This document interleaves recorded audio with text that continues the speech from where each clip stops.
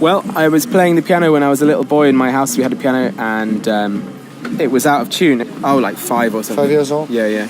Do you know The Art of Noise? Mm-hmm. Sort of sampling pioneers. I used to listen to their first album quite a lot. I had the cassette.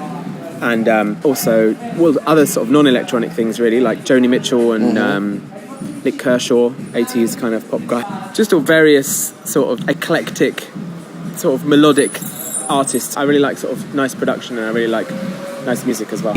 I sent out my demo tape in 1997 and it was literally a cassette because in those days people didn't make CDRs. So I sent it to 50 labels and including Warp. And then I phoned them up and I said, please listen to this tape. And you phone Warp and they say, okay, they answer the phone and they say, oh yeah. This was in 1997. I mean, you couldn't probably phone Warp now. Exactly. They liked it and they signed it and they released the track exactly as it was on the tape.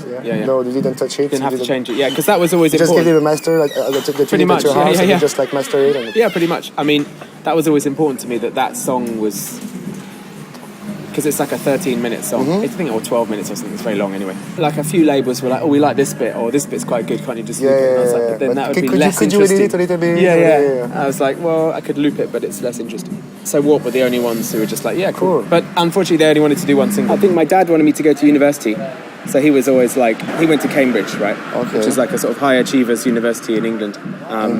And I think he always had plans that I would do the same. No, I didn't go to university at all, actually. And I think it took him a while to accept that I wasn't going to do that. But eventually, when I had my first gig and had a record out and stuff and was getting reviews, he realised, okay. It was cool then. Oh man, I don't know. I mean, it's funny because I've been playing gigs for like 14 years. Well, they all sort of blend into one after a while. I mean, I liked... I've done some good shows in Japan. My music goes down very well over there. Yeah.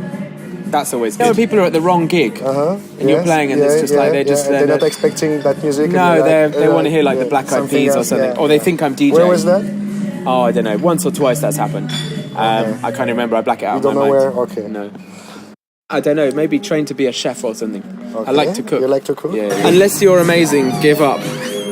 Advice no one will give them. They're just like, you can do it. And it's bullshit because most music is shit and most musicians should be doing something else. There's too much bad music and it's a problem to filter through it. Exactly, but there's already all the music we hear, but then there's also people imitating that. So even music we think is bad, there's music that's like a replica of that's not as good even. Well, I mean, obviously, you'll always be influenced by stuff. I try and sort of consciously avoid obvious influences. If I notice that I'm working on a track and it sounds like something else, then I like start again.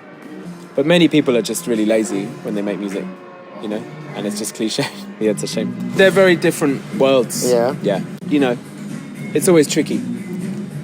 I don't really have an answer to that. The next album, I'm trying to do 2 albums, like a pop album and like a kind of weird album on, I don't know, we'll see who likes it. It's going to take me a couple of years, so we'll see if the labels are still existing. It's just me. I do everything. I don't have any other musicians. I never collaborate because I find it too constricting.